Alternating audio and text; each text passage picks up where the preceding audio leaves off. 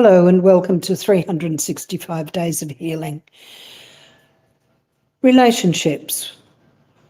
Well, that's a big one, isn't it?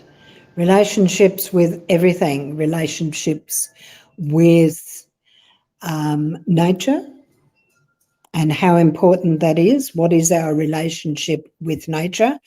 We are all a part of nature, no matter what we are doing. However, some of the things that we do are very beneficial in the whole scheme of things naturally, and some of the things that we do are not very beneficial to the order of maintaining what we have in nature. If we look to the natural world in its purest sense, it actually gives us everything that we need. It gives us the food we need, it gives us the medicine we need, it gives us insight into the way we need to live that keeps us balanced. It gives us vitamins and minerals from different places, from the earth, and then being taken up into plant life. It gives us the animals that we share, and we are just animals in another form, gives us animals to share our natural world with. Now, we can move outside of the natural order of everything where we are living in nature, and we can form our own environments, which is what has happened as human beings have developed. And we can build artificial worlds that we then can live in. And so that relationship makes it more difficult for us to see the cycles that are within nature. So we actually are divorced from the natural cycles of what it means to even live in the seasons, because we have artificial environments that we're living in with air conditioning and all sorts of other ways of creating artificial worlds within buildings. If we had to live out in nature with the cycles of the season, say, we would react very differently to what we do in a more constructed world. So they're just sort of some concepts for us to think about. If we go back to nature and we feel ourselves in a more natural world, we actually start thinking in a different way. We start behaving in a different way. There are many things that we do because we are then a part of that natural world again. I'm not saying one's right or wrong. What I'm saying is that we are changing the way nature looks, and human beings are making choices to be in an unnatural world. And in that unnatural world, and I call it unnatural because it's not in the environment that we actually are born to, in that unnatural world, it is much easier to manipulate what we think and feel. All right, I'll just leave it at that. When we go back into nature and we start observing, we then gain some insights into the way that we may behave, and we may behave in a very different way to what we do in a world that has been constructed in a particular artificial way, and I'll call it an artificial way.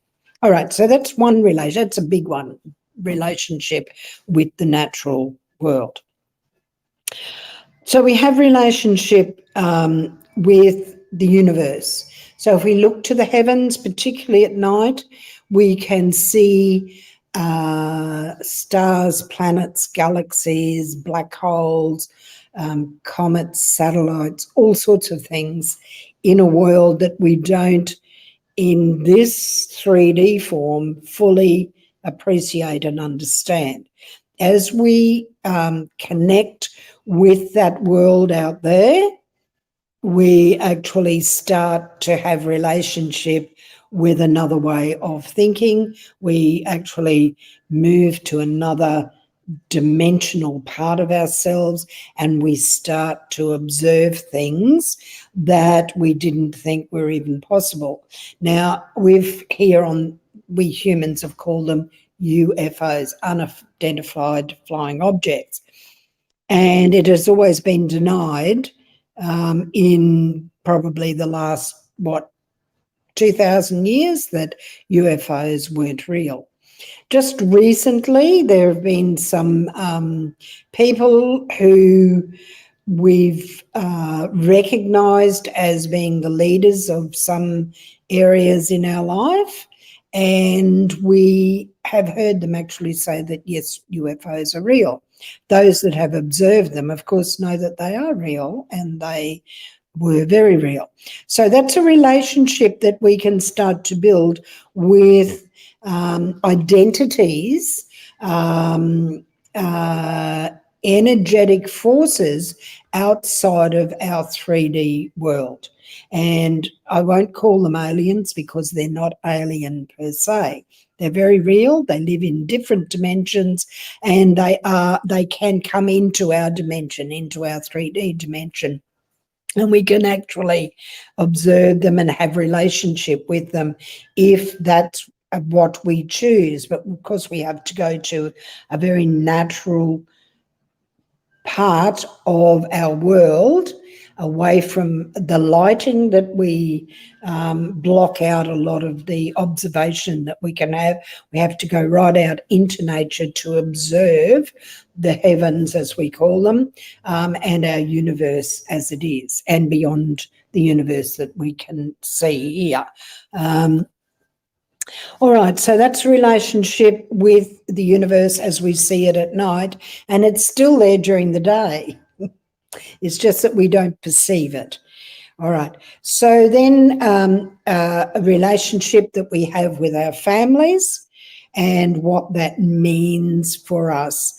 It's understanding this, these relationships, because it assists us to progress through life and to learn about how we can order our world. So relationship with family is very important for that, because it allows us to see what is acceptable in our world and on our pathway through. So just contemplating relationship with ourselves is really massive one. Our inner child, relationship with that person that's deep inside of us, relationship with our inner adult, our relationship with our inner parent, who can be the voice in our head going, no, don't do that, that's dangerous. Don't do this or do that, because that's how it has to be. So that's a relationship with these voices that are within us. Relationship with your physicality and what that means to you, and how you can look after your health because of having a relationship that is recognizing that this is a sacred temple, this thing that is carrying our soul in this 3D world, and what we can do to help this physical self stay functioning at its optimum level. So relationship then with our mental self, and how the intellect can take over and want to control everything, or how our emotions can take over. So relationship with our emotions, and how that can cause us a lot of angst, because then, say, we attach to thinking we are our emotions, where I'll say to you, as I've said many times, our emotions are just energy in motion.